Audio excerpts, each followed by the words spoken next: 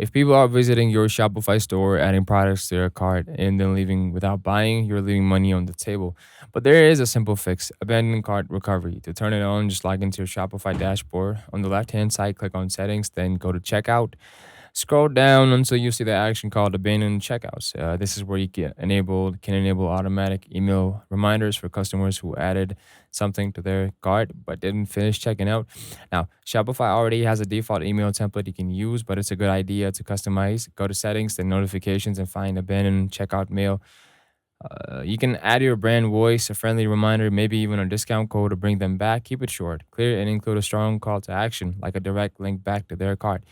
Once it's all set up, Shopify will automatically email people who abandon their carts, usually after 1 to 10 hours, depending on your settings.